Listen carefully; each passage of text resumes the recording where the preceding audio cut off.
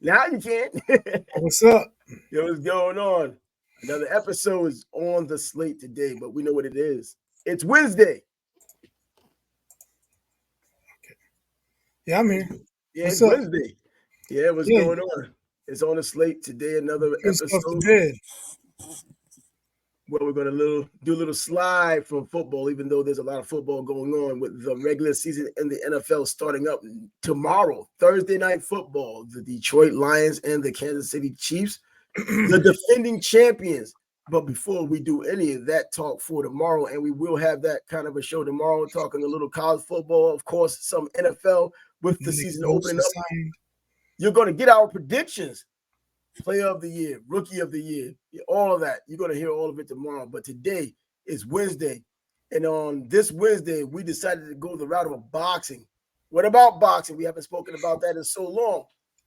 Boxing, when it comes down to some of the legendary fights that have happened in boxing over the past, 20 years, 30 years, 40 years, 50 years maybe. But this one here in particular, what was it? March 17th, 1990. Roughly a month after Mike Tyson was upset in the biggest upset in boxing history, not even just heavyweight history, probably one of the biggest upsets in sports history, lost to Buster Douglas the previous month in February.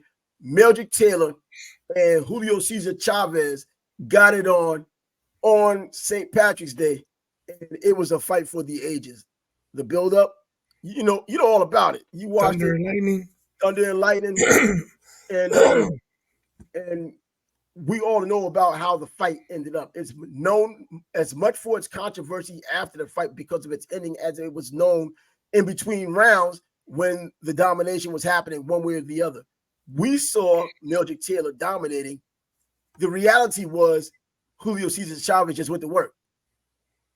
But Richard Steele, the referee in charge, decided that Meldrick Taylor had had enough at the end with just 2 seconds remaining in that fight.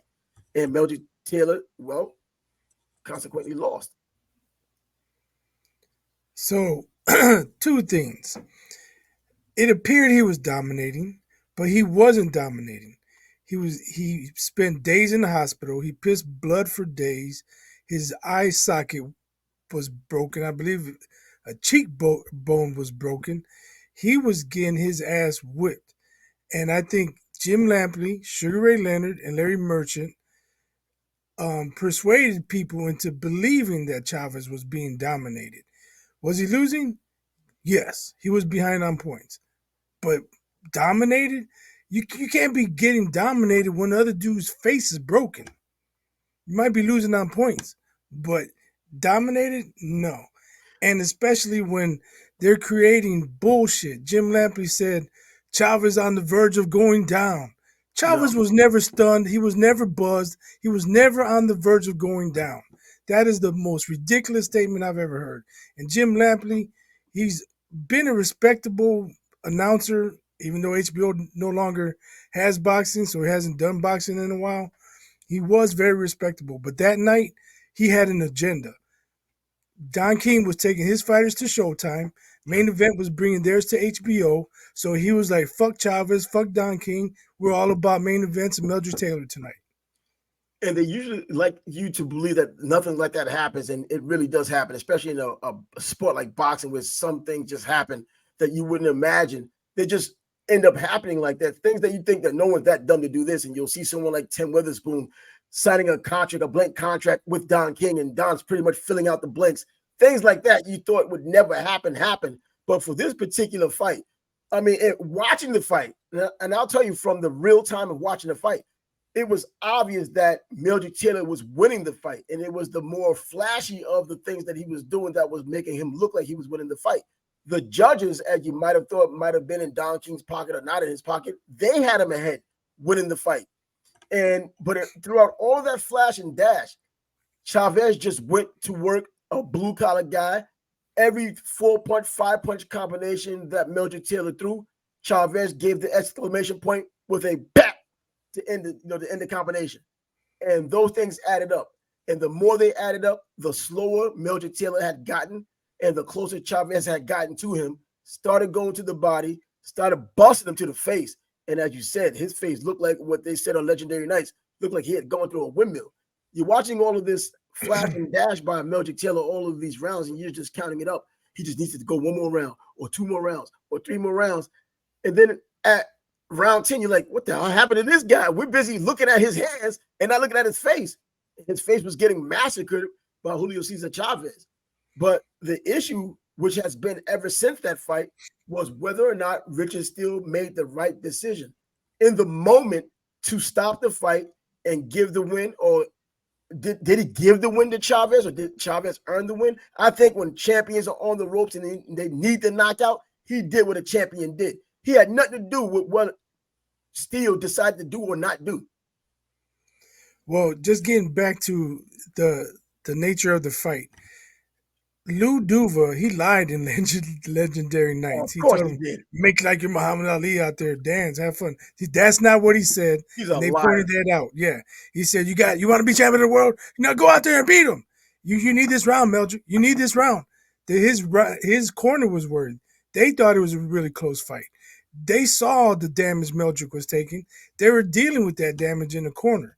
So, I mean, the false narrative that Meldrick was dominating is just utterly ridiculous. Now, go ahead. Go ahead. I think in the beginning, he was dominating. The reason why I say he was dominating, because we've seen Chavez fight before, and he was never in a position to where he had to come from behind, or never in a position to where you started thinking, man, he might just lose tonight. The undefeated record may be gone. And by the way, he was 68-0 at the time. Why wasn't that a record? I mean, 68-0 at the time. It's more than 50-0, but he was 68-0 at the time. But he wasn't calling himself TBE. That's why. Exactly. And he had title shots. He's gone through multiple classes up to that point, winning championships, doing it, and now in a huge fight. By the way, he was number 2 pound for pound at the time. Meldrick Taylor was number 6 pound for pound at the time. And it's hard to believe, because you look at it was 1990, of course, the first quarter of the year when it happened in March.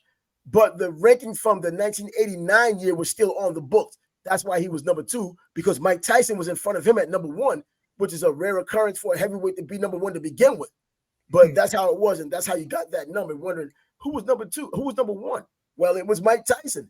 But because you know how Ring Magazine works, it was still using 89's rankings. At the end of 90, Chavez was number 1 like he deserved to be.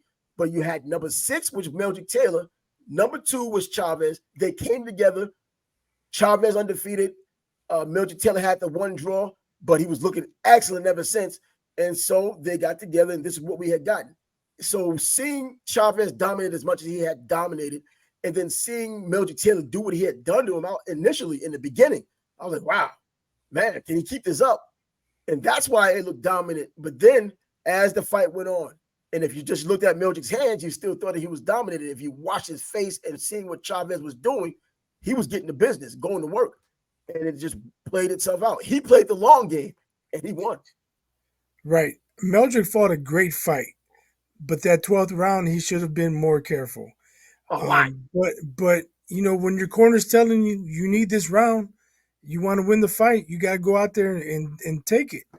So, Meldrick maybe he thought he was ahead, but after hearing that, hey, this is a close fight.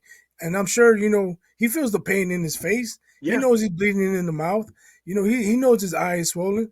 So he's thinking, I got to go out there and win this fight. So he gave Chavez the opportunity to hurt him.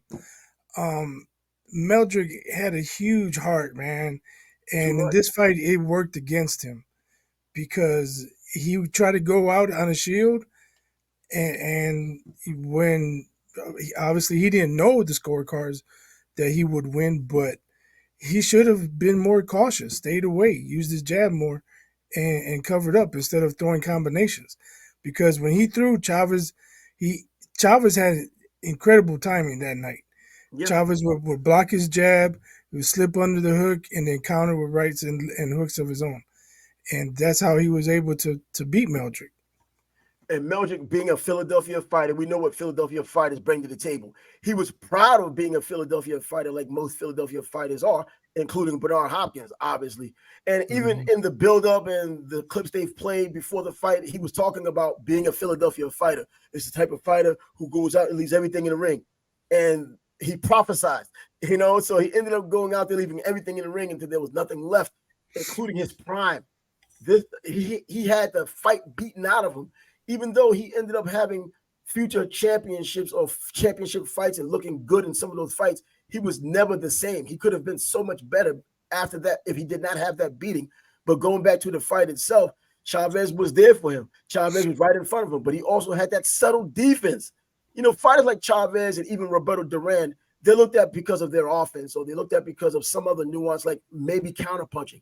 But their defense doesn't get the credit it deserves, especially on the inside, with those subtle movements they make. Like you just said, he goes underneath the hook and comes back with his own counter. You don't expect that with Chavez. You didn't expect that with even Roberto Duran, because you just think they come in looking to tear your head off without a real plan. It's just their ferocity and not their skill. But with Meldrick Taylor, I thought he was going to win this fight, and going by the scorecards, all he had to do was get past the 12th round and he would have won the fight. Lou Duva gave bad information to him the same way I believe Gil Clancy gave bad information to Oscar De La Hoya against Felix Trinidad. They're telling him pretty much that he could cruise about it, and he lost the fight because of it. But nevertheless, the fight was close. Chavez won, the right man won, and I don't think that Richard Steele should continue to get the blame, because he's not the timekeeper, he's the referee. The lights flashing in front of him, people were arguing about, didn't he see the lights flashing, the 10-second lights? Bro, he's the referee. He's not a timekeeper. This guy's so focused on the well-being of Meldrick Taylor, being the third man in the ring, hearing and seeing the pummeling he was taking, so laser focused on his health. Those lights weren't even look. He couldn't see those lights. He's looking into Meldrick's eyes. And even then, Meldrick had opportunities. Are you okay? He does nothing. He looks to his left. He asked him twice. He looks to his left. He sees Lou Duva on the ring apron. By the way, you're supposed to get disqualified if your cornerman is on the ring apron. So one way or the other, he was going to lose that fight. Lou Duva on the ring apron disqualifies him, going by boxing rules, and by not saying, okay, I'm okay, after the second time, you left him no choice but to call the fight off, regardless of the time left. There you go. But I just want to go back to Meldrick and what happened after that fight. Yeah, he won a belt at 147, but they put him in the ring with Terry Norris. That fight had no business happening. I'm sorry. He got at least, I mean, that was within 2 years, I want to say, of the Chavez fight, right? That was like within 2 or 3 fights. Yeah. He did not have no chance to recover from that night of fighting Chavez. And then he took another ass whooping against the hard punching Terry Norris. And that's when Terry Norris was in his prime. Terry Norris was no joke, man. That guy can thump. And you're talking about a guy coming up from 140 to fight Terry Norris. Yep. He's just naturally smaller, shorter. He was at a great disadvantage. Terry had fast hands himself, and he had the pop in both hands. And he hurt Meldrick. He hurt him badly. And then you mentioned Lou Duva on the ring apron. Yeah. What is he doing? Where is he going? I don't know what he was thinking about, man. I mean, was he upset? Or did he think that the fight was going to stop? Because there was no reason for him to really look up the way, get on the ring apron, unless the fight was over, unless he saw the light flashing and he thought that, you know what, I'll be on the ring apron by the time the bell rings for that, you know, that when those 10 seconds are up and the fight is over and I get into the ring, I'm an older guy, whatever it might have been. Maybe he gets disqualified by the rules of boxing because of being on that ring apron. So one way or the other, whether Meldrick says I'm not ready to fight or he doesn't say anything, you're disqualified for that, or lose the fight because of that, or you lose the fight because you did not, or because Lou Duva did get on the ring apron. I mean, either way, but I don't think he was ever asked what he was trying to do, why he was on the ring apron.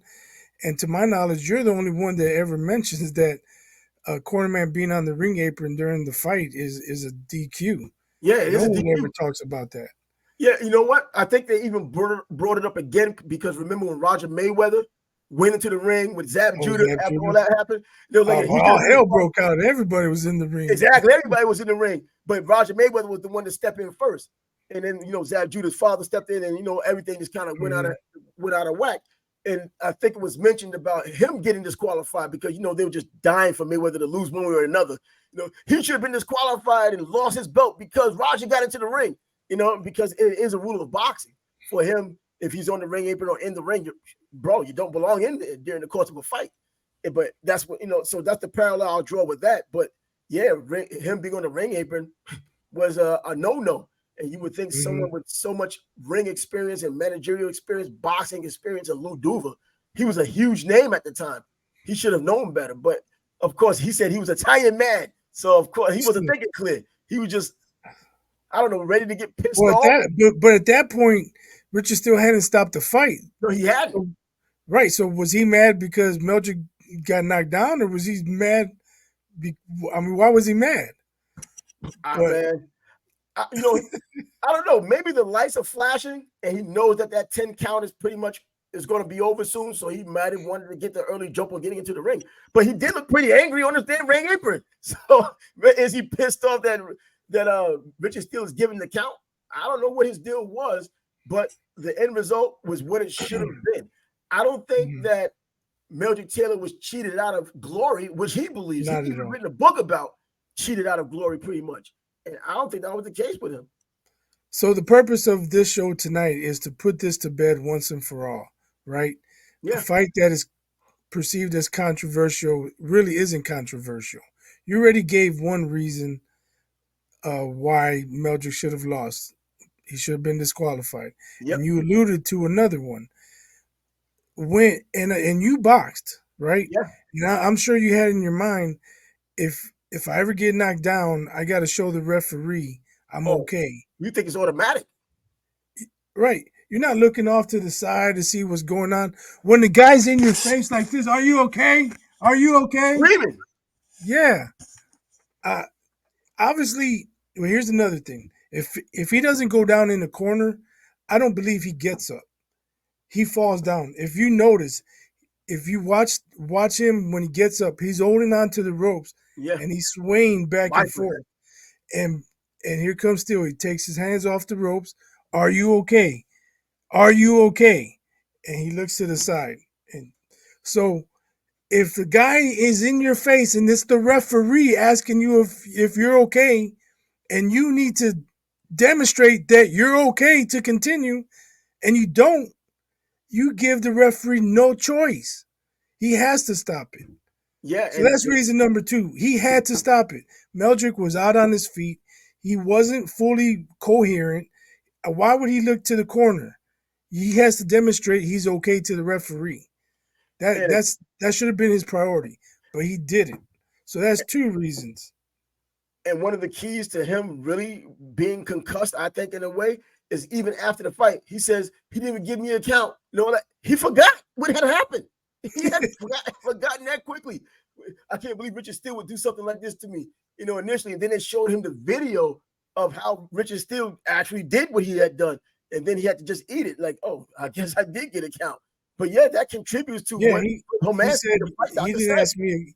He says, I believe the quote is, he didn't ask me a question. He didn't ask me if I was okay. And he asked me twice. He asked you twice, clearly. I mean, and then Flip Homansky, who was the fight doctor at the time, he was talking about the severe injuries that he had suffered. Brain trauma, swelling in the head. His head was swollen and his brain was traumatized, not just from, jarring the punches. The brain was traumatized based on those punches. And then he's pissing blood, pure blood. And then not to mention that cut he had on his lip that had to get stitched up. He swallowed about 2 pints of blood. Mm-hmm. Come on, man. Right. This was a brutal, brutal fight. And the third man in that ring got to hear those punches when they was hit. We hear it at home, but he's there in the ring listening to these punches. He's seeing the real effect of these punches. There's a huge difference in between being inside the ring, seeing this, or even being a ring man and watching it on television. There's a lot you just don't see or you just don't feel. That just the impact that you hear on television and when you're in person, it gets pretty sickening if you're not used to the business of being around a boxing game. You're like, wow, man, that shot looks a lot more spectacular on television than it does in person, because in person it still looks explosive, but it's sickening. It sounds sickening when someone gets hit. someone throws a grapefruit at you at the wall. That's pretty much what it sounds when a huge punch hits you. And he got hit with a bunch of hard shots that night. Like Richard Mhm. still said on the legendary nights, bone crushing blows to the head. That's what he was getting. And he kept fighting. To his credit, he kept going on. And as we already said, after that fight, he was never the same guy, but he still had enough talent to not only beat Glenwood Brown, who was an excellent welterweight from back then, he beat Aaron Superman Davis, who beat Mark Breland. And so he went on to win, and then he went up there and tried to fight Terry Norris, and the buck ended there in terms of his fights of substance moving forward. Yeah. So one thing people say when they say that Meldrick was robbed. Well, first of all Meldrick had to do was say yes when Richard Steele asked him, "Are you okay?" All he had to say was yes, yes, yes. He didn't That's have to it. say yes, I'm okay. All he had to say was yes, and the fight doesn't get stopped. But here's what most people say: Meldrick should, or Richard Steele should have let Meldrick stop or finish the fight. So if you let Meldrick finish the fight, then you're taking away Chavez's earned victory, Earned his victory. He earned knocked him knockout. down when he needed to So knock him yeah, down. to let somebody, when there's two combatants, if you're letting someone do something, you're taking it away from the other. Why should Chavez have his knockout taken away? He got punched with 800 punches, whatever. He's getting dominated, and then he lands the death blow. When he needs to. Right, and you're gonna take it from him because you're gonna let Meldrick go when he It's can't even emotional. answer the referee? No, no, that's bogus. It's bogus, man. Mm-mm. It's You can't emotional. let somebody you can't let somebody finish the fight when he can't even answer the referee. And once again, he's not the timekeeper, Richard Steele. He's the referee. So you saying he should go against his better judgment because at that moment, he believed it was in his best interest. It was in Chavez's best interest. It was in Meldrick Taylor, especially, his best interest to end that fight.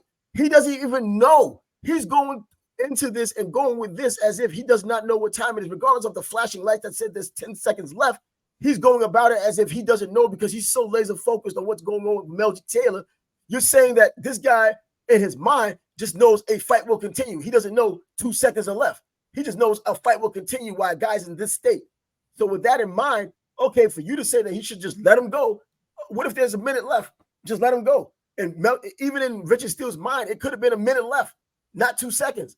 I know we know it was 2 seconds now, obviously, but in his mind, being the referee, being focused as he was, you could he could think there's a minute left. And the next blow, we've seen the next blow put guys in the hospital or Mhm. worse. We've seen that kind of thing. But these blood hungry people, these lustful, emotional people are the ones who are coming up with this nonsense because it's not their brain getting kicked Yeah. in. But You know, people are saying, "Oh, he would have never had time to throw another punch. He could have lasted 2 seconds. They should have let him go." That's all true. But the part about letting him go, that's not true because he couldn't answer. And when you can't answer the referee, it's his discretion. I think this guy's had enough. It doesn't matter if it's within the first 10 seconds of the round or the last 10 seconds of the round. If the guy can't answer the referee and the referee decides he's had enough, fight's over. End of story. Doesn't matter if it's 258, 259, 259.9. It happened. It's over. yep, it's over. And to say that glory was snatched from Meldrick Taylor, that's ridiculous. Yeah, the win was snatched from him, but by Chavez, not Richard Steele. And even more importantly, it's that fight there, whether he gets the win, we still have the Meldrick Taylor we have now that's slurring his speech, that Yeah. probably looks like an embarrassment to what boxing has allowed. Because even after that, in other fights, he was still allowed to fight in jurisdictions that probably shouldn't have allowed him to fight. He only retired because they were not giving him the opportunity to fight anymore. They were not giving him the license to fight anymore, based on just listening to him speak. You don't even need an EKG to find out how he's speaking Yeah. or to find out where his brain is. You just know he wasn't able to fight. And it was unfortunate that even when he was speaking a little bit like that, he was still being allowed to fight in places that were a little bit more lax with their boxing rules. Yeah, it's unfortunate. Sometimes boxing can shoot itself in the foot. People need to be more responsible with the health of fighters. What happened to Meldrick? It's a sad story, man. It is. The way he is now, it's sad. He was an Olympic gold medalist. 17 years Um, old. Yeah. yeah, multi-weight champion, and he just looks like he he was taken advantage of. He was taken advantage of. I can And look at it that even way. though even though he wanted to be the one fighting, where are his loved ones? Somebody's got to say, Meldrick, no, you're not fighting. You're not. You know But what? everybody allowed it. I've been in a spot before when someone had asked me to tell their loved one to stop boxing, and I had to talk with him, and I thought he should have stopped boxing too. And he was just saying just one more fight, and you knew it wasn't going to be just one more fight, and he continued to go. So in that area, the fight is going to be a fighter, man, because you can't take their heart away. I think even more so when you're one of these Philadelphia fighters who has it in your soul to fight. Your family members, the person you love most, could tell you stop fighting, and if it's in you to fight, man, that's your blood, and it's hard to give up the game. I understand that part, and it's unfortunate that it even gets to that point. But God, yeah, sometimes if the family can't be the ones who are allegedly supposed to be in charge should be the ones to not let you fight. He couldn't do that in Atlantic City or Las Vegas or New York, but he'll go somewhere like South Carolina or Nebraska or Kansas Mm, where the commission isn't going to look out like that. They'll just see your name on the marquee and people will show up and they just look to get the money from you because of that. So right. I feel bad for Meldrick Taylor because he had a Hall of Fame heart. He had a Hall of Fame skills. He had a Hall of Fame everything, but not a Hmm. Hall of Fame career because of what had happened. Arturo Gotti's in the Hall of Fame, man. He gave us a lot of big days and big nights in boxing. But can you compare him to Meldrick Taylor? No, No, no. And no. and I one again, mean, the one will never going unless he pays like me. Meldrick on his best night, not even on his best night, beats the snot out of Arturo Gatti. And I'm Wow. sorry for saying that, but rest in peace, Arturo. It's a fact. I mean, Meldrick was a high level, highly talented, skillful, fast as hell fighter, and Gatti, he would have just been blocking punches with his face. If he thought Mayweather was something, man, you're talking Meldrick Taylor, and Meldrick Taylor stood in there to fight with you. Mayweather gave him some tattooing and a step back because he's defensive and came back at him and gave him some beating. Man, Meldrick Taylor would have beaten him, and beat him, made him quit. He would have quit. He would have Hmm. quit. We know our Charles Gotti doesn't quit. He would have quit. And that would have been it. The ref would either save him or he would have quit. That's what Meldrick Taylor, in my opinion, would have done. But now that we've put a lid on this conversation, there's still time left. There's some controversies out there in boxing or fights That shouldn't be. that shouldn't be, either some that shouldn't be or legitimate controversies. Like, in my opinion, Muhammad Ali fighting Ken Norton in the third fight at Yankee Stadium, 1976. Everyone in the building, except for the judges, thought that Ken Norton won, and Ken Norton, well, lost. But then there are other fights that probably shouldn't be controversial, but emotion makes it more controversial than it really is controversial. What fight of yours, or what fights plural, would you put in that category? Hagler Hearns. No, that was a definitive ending. Like a definitive minute. Hagler Almost Leonard. carried out. Hagler Leonard. Yeah, and that's I, I I believe saying believe Sugar Ray was a polarizing boxer. You either loved him or you hated him. So, and I think it's his haters. They're the ones who say that Hagler won. I'm sorry, Hagler gave away at least the first three, if not the first four. I don't remember exactly, but he was down. He was down 30-27 at least. at least, yeah. Yeah, and I'm sorry, Hagler lost the fight in negotiations. He wanted the money, so he let him have the big ring and made it 12 rounds instead of 15. That's where Hagler lost, and he did lose. He lost that fight. He lost the Sugar fight. Ray went in there and did his thing, um, but people are gonna say, "Oh, he ran, he did this." At times he did, but I mean, Hagler also cornered him, and Sugar Ray fought his way out of the corner. Yep. So Sugar Ray won that fight. Whether it was 115, 113, 116, 112, whatever you want to call it, Sugar Ray won. And then Ollie Dunlap, the strategy they came with the last 10 seconds or so in the fight, he would always do that shoe shine. He would scream out 10, and let him know that there was a little bit of time left. So I he'll think it go was do 30, 10, 30 seconds. 30 seconds. He would call it out. And then Sugar Ray knew that he had 30 seconds to kind of make that impression at the end of the round. And he did it. And it worked to a T. But as you were saying, losing those first 3 rounds, possibly 4 rounds, because his ego got the best of him. He came out as an orthodox fighter when he does his best work as a southpaw, who can change to orthodox once he softened you up as a southpaw, a lot like Bud Crawford being able to transition from one to the other, southpaw to orthodox. He's trying to prove a point. He loses those rounds based on trying to prove that point, and then he puts himself behind the 8 ball. Best case scenario, now he has to win probably 8 rounds out of the next 9 or 7 rounds out of the next 8 in order to win the fight or even to get a draw. Mm-hmm. And at no point in that fight, I don't care what kind of a Hagler fan you are, at no point in that fight did he win consecutive rounds like that. I doubt if he even won more than 2 consecutive rounds in that fight. He definitely didn't win 3 or 4 in a row. That's for sure. Did win 3 or 4 in a row. So if you just look at the logic and take your fandom out of the way or your hate for Ray Leonard out of the way, you probably be able to come up to that conclusion and say, you know what, you're probably right. Because you can all admit that he gave up those rounds because Hagler fans been saying that for a long time. Man, if he'd have given up those rounds, he'd have really done this and that. Well, so you acknowledge he gave up those rounds. So now you acknowledge that he had to at least go with a ridiculous amount of rounds in a row to win or even get a draw and even more to win? If you could come to the conclusion on that, then you'll realize how he lost the fight. But to this day, there's still Hagler fans out there or people who just hate Leonard who say, man, Hagler was wrong. No, I'm not a Sugar Ray fan. I prefer Hagler over Leonard. Oh, I picked Hagler in that fight. I remember clear as day, or I should say clear as night, how much I picked Hagler. And I remember there was sports phone back then. And I knew that, you know what, my parents are going to see the bill. They're going to be pissed off. But it was such a big foul. I'll deal with it when that phone bill comes. So I kept checking. Did Hagler win? Did Hagler win? And they weren't giving updates until like late. I'm in New York. The fight is in Vegas. And then I answered when they got past the first 3 rounds. They said, Sugar Ray Leonard's looking good. And I'm like, wow, because it was a recording.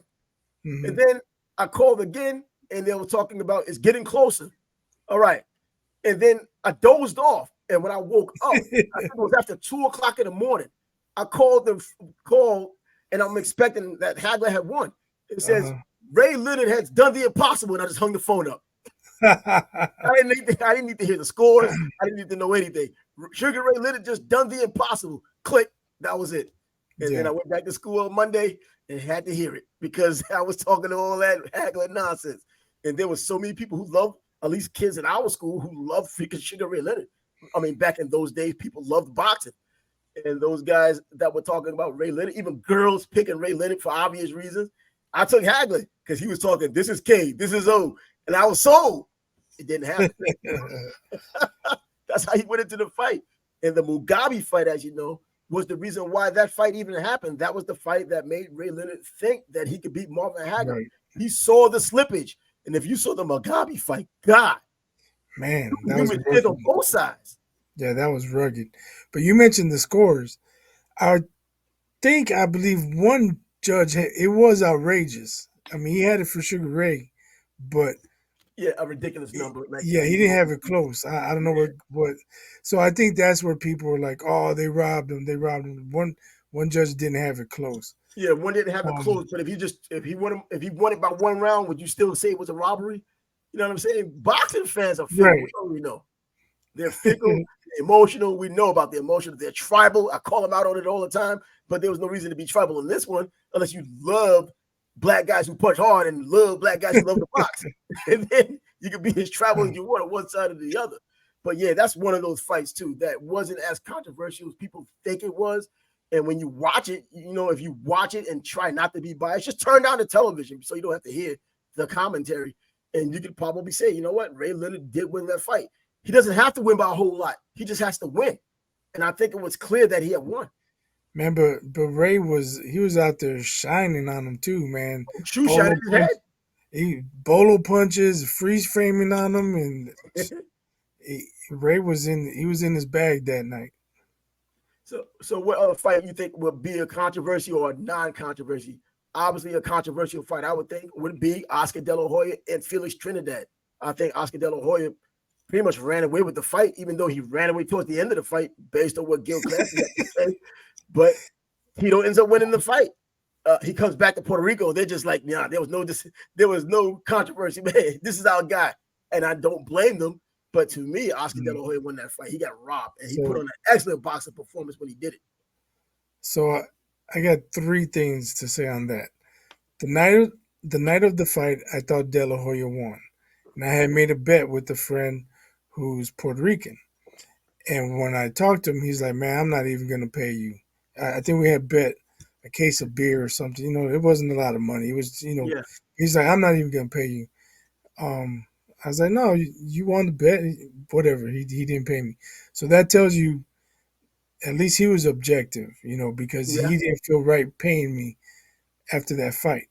However, months later, I was sick as a dog. I'm laying around, and when I'm sick, and I haven't been sick in a while, not that anybody freaking cares, but uh, I would find old fights to watch. I said, you know what, let me put this De La Hoya Trinidad fight on. And I'm watching it, and for some reason, I saw it differently. So, like, I had it much closer, and I could understand how Trinidad won. And does that include taking into consideration that Oscar was told to kind of like run at the end of the fight, to kind of because he had so much in the bank? Well, on fight night, I thought he was winning like all the early rounds. Me too. But when I watched it again, I was like, wow, that round was close. Let me watch it again. All right. So were they close rounds or were they definitive rounds for Trinidad? Because the rounds that Oscar De La Hoya won were Oscar De La Hoya rounds. Right. But what I'm saying is, I don't remember exactly because this is years ago. But like you said, the rounds Oscar won, he won definitively. And I thought he won all the early rounds. All the early rounds were not definitive. The second time I watched it. And what changed? And on fight night, I had been drinking. There's different things involved. So were the judges. Friends hollering over here. Maybe I get distracted a little bit. I don't know. But when I watched it by myself, I just saw it differently. Well, I mean, I still think that Oscar won the fight. I mean, even if you're not going to say he won it by a landslide, I think he still would split this. He should have won by a split decision, but he loses the fight. So yeah, that's another one of those controversies that I think was a legitimate controversy. Look, the judges only have one time to watch the fight if they're going to watch a fight. They wish they had a second time to watch it to kind of make up for it once they get an outroar. So what about another one of these controversial fights that I could believe was a controversy was Andre Ward and Kovalov the first time they fought. I'm thinking that Andre Ward legitimately won, but I think there are a lot of people who thought Kovalov won, and I understand why they thought that. But the reason why I figured Andre Ward won, not because of the tribal nonsense, but because that fight was so close, it had to ultimately come down to who kept their identity, who did more of what they're known for, and came out at the end. Well, Kovalov was known as a crusher. That's how he got his name, and knocking guys out. And if he had you hurt, you could forget about it. Andre Ward, skillful, had guile, a tough guy. He was just a nice, smooth boxer. He was very skilled. And so who did more of what they're known for? Kovalov knocks Andre Ward down in the second round. Well, a real crusher, like even Mike in his prime, if you're going down in the second round, you're not going into the next round with Mike. Mike was a destroyer. Mike destroyed you.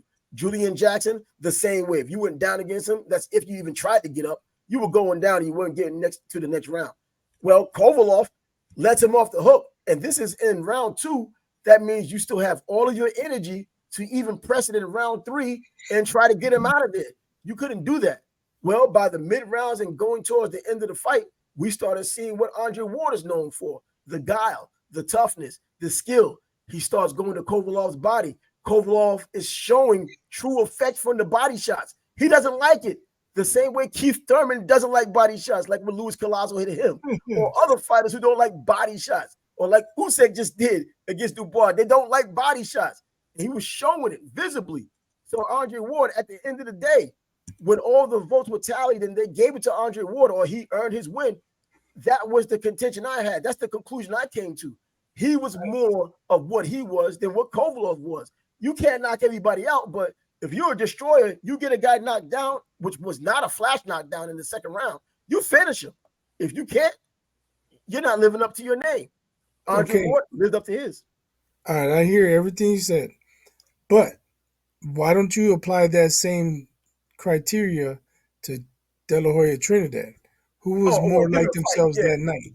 Well, because I think that Oscar De La Hoya did a lot of what he's known for. Oscar De La Hoya he was known for knocking people out, man. He didn't even try to knock out Trinidad. Yeah, and then for him to run away, he never ran away from anybody before. But his skill set was so high and so obvious in that fight. Come on, Trav. No. You saw it the first time. You're saying who was more like themselves? It took you who was more like themselves? You said it. That's your criteria, bro. Exactly. Not mine. Trinidad was more like himself than De La Hoya that night. He even said, I tried to give him a boxing lesson. I gave him a boxing lesson. Because man, we didn't tune in for you to try and box him. It was the two baddest dudes on the block, and we wanted to see who was the baddest dude. And you tried to outbox him. Look, good, you lost. We was expecting Hearns and Leonard won when those two got together because that's the type of matchup it was supposed to have been. But we all also knew that I'm just saying, be consistent. Was through the roof. Be consistent, bro. Apply it to all the fights. Yeah, no, it can't apply to all the fights because you have to separate with this because he had the ability to outbox him and he had the ability to knock him out if he chose to. The way he did with Fernando Vargas, he was able to knock him out. If he was able to outbox, he saw that Trinidad's feet were slow. And he saw that Trinidad was pretty basic in what he does. He's just very, very persistent in what he does. He's very fundamentally sound and has a hell of a damn left hook or had one. And so when Oscar, we know Oscar's a highly skillful fighter. He could do it that way. He could do it that way, or he could knock you out. He chose to do it that way. You talk about fans being tribal. My tribe was not too proud that night. That's all I gotta say. You know what? According to Oscar, they were never too proud of him anyway. He said they don't like him. They told me he's not Mexican enough. Yeah, he didn't think his mom loved him either. Come on. You know what? This day and age with Oscar, I can't see nothing good about him. So that's why we have to go in retrospect. But I'm just saying, I thought Kovalev won. I'm just pointing out that if you're going to apply that criteria to Kovalev, then you have to apply it to De La Hoya also. That's I don't have to. The reason why, because you don't obviously don't have to. Why? But that's what I believe you should do. No, because Ward has been known as a skillful boxer. Oscar De La Hoya is known as a skillful boxer and can knock you out. Everybody knows about his left hook. So he can knock you out or he can outbox you. He had those two options. Well, I think you're thinking of De La Hoya post that Trinidad fight. Before the Trinidad fight, he was knocking basically everybody out except Sweet Pea. He should have lost that fight. Exactly, but in that Trinidad fight, we knew the skill set. He didn't box Sweet Pea for amateur fights without having a skill set like that. And his skill set showed throughout his entire career. I mean, even the John Molina fight showed his toughness, but he had to show some skill in that fight too. But against Felix Trinidad, he was able to outbox it. It was so clear. At least the rounds that he won, as we say, were definitive rounds for him because he clearly outboxed him. He didn't get the knockout, but he certainly clearly outboxed him. But then, when Trinidad, when he started running, that's something. Not only did he not get the knockout, he didn't because of that. He didn't do anything to discourage him. You know what? He just kept coming. I mean, he made him look like and then he started running from him. Huh? He made him look like a clown outboxing him when he was outboxing him. Until but then he started running. Clancy was the one said, you know what? You pretty much have it in the bag. You can kind of like cruise control. He listened to Gil Clancy. And Oscar's known for listening to his cornerman. He listens to what his cornerman says. He's not one of these other boxers who goes out there and does their own thing. He does have that discipline. Skill-wise, I think he had the skill to knock him out. Probably could have. But that night, Tito was more himself than Oscar was himself. That's all I said. Well, yeah, Trinidad was slower, and Oscar was faster and showing skill. He just, in my opinion, got the bad decision when the decision was announced. I think that he should have won. I think a lot of people believe that Oscar should have won, except for the people who were judging the fight and who really counted. I think Kovalev won. Well, in that regard, the judges also believe they won, but I still think that in terms of Andre Ward being a boxer, not known for his knockout punch, he did the boxing thing as the fight went on. What was up with Kovalov feeling these body shots, visibly feeling these body shots, visibly slowing down, and pretty much what set up the second fight to end the way it ended as well. And now that Andre Ward knew to go to the body early, he did that and got rid of him the second time. So he did a lot of what he's known for, which is his skill, whereas Kovalov did his knockout thing, but in the second round couldn't close the show and ended up at that spot where he had to deal with the boxing skill he couldn't deal with, and the judges saw it that way. Well, that's one of the controversies that we're talking about, and that would be where this is right now. So we're pretty cool with that. Unless you got any final words on this. I don't know. I thought we were going to talk about the long count. Oh, the long count. Well, the reason why I had a 45-minute limit on this, we had some things to do. But which long count? Oh, yeah, the Mike Tyson and Buster. With the Mike Tyson long count? Yeah, whatever. We can end it. Yeah. I was thinking Dempsey. That was Dempsey's fault. Oh, now the Dempsey long count, he set his own grave on that one because he was the one who added the rule of going to your corner. And he forgot to go to his corner. But he still, he got knocked down himself in the rematch. So, I mean, right. I think that he's saying there's no controversy. There's no controversy. Oh, yeah, there's no controversy there. Now, other than the count, and he messed up his own self. People like to say there's a controversy, though. That's the issue. Yeah, well, historically, they call it a controversy. And you know what? Take it for what you want. But, yeah, he lost both fights. I think he's one of the most overrated fighters anyway, but that's just me. But, and I think somebody might come after me for that. But, yeah, that's just my opinion. But, yeah, there's another long count we know with Mike Tyson and Buster Douglas. And if you have any Tyson fan out there, they're just going to keep pointing at that as if it's legitimate. Yeah, there's no controversy there either. Nah. I mean, the controversy is his incompetent corner. That's the controversy. Yep, his incompetent corner. And in my opinion, I don't believe any version of Mike Tyson beats that version of Buster Douglas at any time. One of the biggest reasons, a 5'11" fighter with a 72-inch reach is supposed to lose or get battered by a 6'4" fighter with an 81-inch reach and a jab who knows how to use it and not afraid to use it specifically that night. How come a good big man beats a good little man all of the time, but when it's your favorite fighter, the rules are out the window? And that's what it happens to be. It doesn't work because it's Mike now. Those rules don't apply anymore. No, that version of Buster Douglas beats any version of Mike Tyson at any time. You can take it for what it is. This guy could have knocked down James Quick Tillis. Come on, man. Let's get out of here with that. But anyway, on that note, we'll be back tomorrow. We'll be talking about some NFL as the season starts between the Detroit Lions going to Kansas City to take on the defending champions. Will Mahomes take his boys to the title again? Or are there just so many other teams out there that have raised their games, including the Jets, that may go to the Super Bowl and butt them out and introduce themselves to the next match? I don't think you're going to like my MVP prediction. Well, I'm not. No. Well, we're going to find out tomorrow, though. So we'll have our MVP predictions. We'll have our Rookie of the Year predictions, our Player of the Year predictions, all of those things, all the same. I'm Trav. He's biased. We'll just see you tomorrow on the next episode. Peace.